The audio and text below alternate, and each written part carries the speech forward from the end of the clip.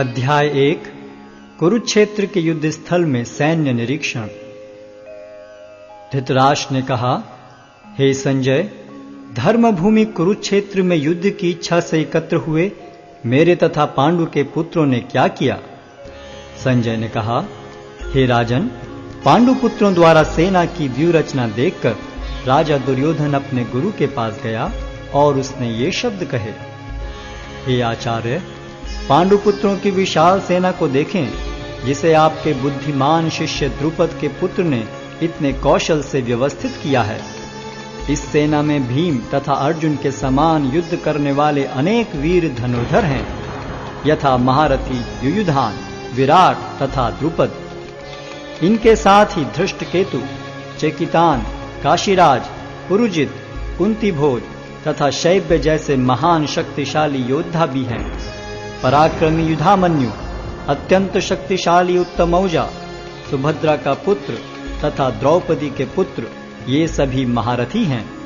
किंतु हे ब्राह्मण श्रेष्ठ, आपकी सूचना के लिए मैं अपनी सेना के उन नायकों के विषय में बताना चाहूंगा जो मेरी सेना को संचालित करने में विशेष रूप से निपुण हैं। मेरी सेना में स्वयं आप, भीष्म, कर्ण, कृपाचार्य, अश्वत्थामा, विकर्ण तथा सोमदत्त का पुत्र भूरिश्रवा आदि हैं, जो युद्ध में सदैव विजयी रहे हैं। ऐसे अनेक वीर भी हैं जो मेरे लिए अपना जीवन त्याग करने के लिए उद्यत हैं। वे विविध प्रकार के हथियारों से सुसज्जित हैं और युद्ध विद्या में निपुण हैं।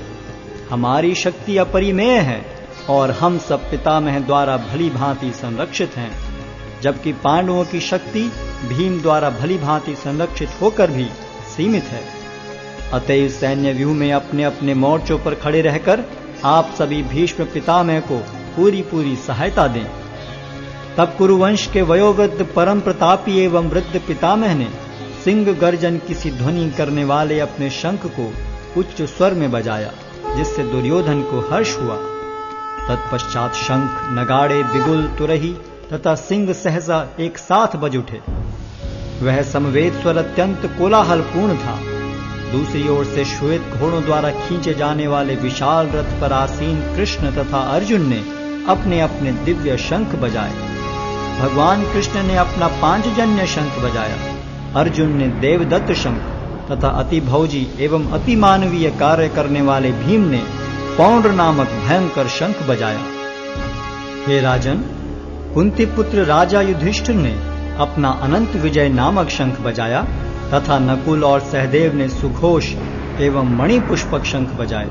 महान धनुर्धर काशीराज, परम योद्धा शिखंडी, धृष्टद्युम्न, विराट, अजय सात्यकी, द्रुपद, द्रौपदी के पुत्र तथा सुभद्रा के महाबाहु पुत्र आदि सबों ने अपने अपने शंख बजाए। इन विभिन्न शंखों की ध्वनि कोलाहल पूर्ण बन गई, जो आकाश तथा पृथ्वी को शब्दायमान करती हुई धृतराष्ट्र के पुत्रों के हृदय को विदीर्ण करने लगी। उस समय हनुमान से अंकित ध्वजा लगे रथ पर आसीन पांडु पुत्र अर्जुन अपना धनुष उठाकर तीर चलाने के लिए उद्यत हुआ। हे राजन, धृतराष्ट्र के पुत्रों को व्यूह में खड़ा देखकर अर्जुन ने श्री कृष्ण से ये वचन कहे। अर्जुन ने कहा, हे अच्युत, कृपा करके मेरा रथ दोनों सेनाओं के बीच ले चलें, जिससे मैं यहाँ उपस्थित युद्ध की अभिलाषा रखने वालों को और शस्त्रों की इस महान परीक्षा में जिनसे मुझे संघर्ष करना है उन्हें देख सकूं। मुझे उन लोगों को देखने दीजिए जो यहाँ पर धृतराष्ट्र के दुर्बुद्धि पुत्र दुर्योधन को प्रसन्न करने की इच्छा से लड़ने के लिए आए हुए हैं। संजय ने कहा, हे भरतवंशी, अर्जुन द्वारा इस प्रकार संबोधित किए जाने पर भगवान कृष्ण ने दोनों दलों के बीच में उस उत्तम रथ को लाकर खड़ा कर दिया। भीष्म, द्रोण तथा विश्व भर के अन्य समस्त राजाओं के सामने भगवान ने कहा कि हे पार्थ, यहाँ पर एकत्र सारे कुरुओं को देखो। अर्जुन ने वहां पर दोनों पक्षों की सेनाओं के मध्य में अपने चाचा ताऊओं, पितामहों, गुरुओं, मामाओं, भाइयों, पुत्रों, पौत्रों, मित्रों, ससुरों और शुभ चिंतकों को भी देखा। जब कुंती पुत्र अर्जुन ने मित्रों तथा संबंधियों की इन विभिन्न श्रेणियों को देखा तो वह करुणा से अभिभूत हो गया और इस प्रकार बोला। अर्जुन ने कहा, हे कृष्ण, इस प्रकार युद्ध की इच्छा रखने वाले अपने मित्रों तथा संबंधियों को अपने समक्ष उपस्थित देखकर मेरे शरीर के अंग कांप रहे हैं और मेरा मुख सूखा जा रहा है। मेरा सारा शरीर कांप रहा है, मेरे रोंगटे खड़े हो रहे हैं, मेरा गांडीव धनुष मेरे हाथ से सरक रहा है और मेरी त्वचा जल रही है। मैं यहाँ अब और अधिक खड़ा रहने में असमर्थ हूँ। मैं अपने को भूल रहा हूँ और मेरा सिर चकरा रहा है। हे कृष्ण, मुझे तो केवल अमंगल के कारण दिख रहे हैं। हे कृष्ण, इस युद्ध में अपने ही स्वजनों का वध करने से न तो मुझे कोई अच्छाई दिखती है और न मैं उससे किसी प्रकार की विजय, राज्य या सुख की इच्छा रखता हूं।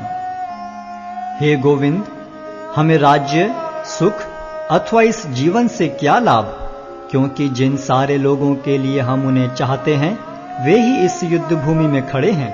हे मधुसूदन, जब गुरुजन, पितृगण, पुत्रगण, पितामह, मामा, ससुर, पौत्रगण, साले तथा अन्य सारे संबंधी अपना अपना धन एवं प्राण देने के लिए तत्पर हैं और मेरे समक्ष खड़े हैं, तो फिर मैं इन सब को क्यों मारना चाहूंगा, भले ही वे मुझे क्यों न मार डालें।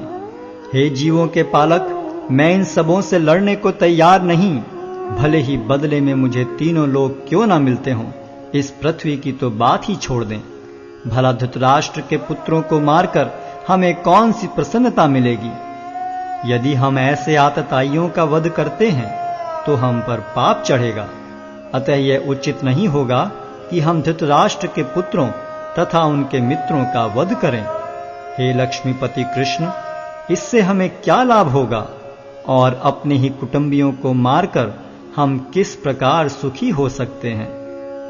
हे जनार्दन, यद्यपि लोक से अभिभूत चित्त वाले ये लोग अपने परिवार को मारने या अपने मित्रों से द्रोह करने में कोई दोष नहीं देखते, किंतु हम लोग जो परिवार के विनष्ट करने में अपराध देख सकते हैं, ऐसे पाप कर्मों में क्यों प्रवृत्त हों।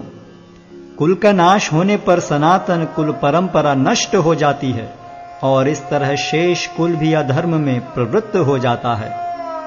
हे कृष्ण, जब कुल में अधर्म प्रमुख हो जाता है तो कुल की स्त्रियां दूषित हो जाती हैं और स्त्रीत्व के पतन से हे वृष्णिवंशी अवांछित संतानें उत्पन्न होती हैं। अवांछित संतानों की वृद्धि से निश्चय ही परिवार के लिए तथा पारिवारिक परंपरा को विनष्ट करने वालों के लिए नारकीय जीवन उत्पन्न होता है। ऐसे पतित कुलों के पुरखे गिर जाते हैं, क्योंकि उन्हें जल तथा पिंडदान देने की क्रियाएं समाप्त हो जाती हैं। जो लोग कुल परंपरा को विनष्ट करते हैं और इस तरह अवांछित संतानों को जन्म देते हैं, उनके दुष्कर्मों से समस्त प्रकार की सामुदायिक योजनाएं तथा पारिवारिक कल्याण कार्य विनष्ट हो जाते हैं।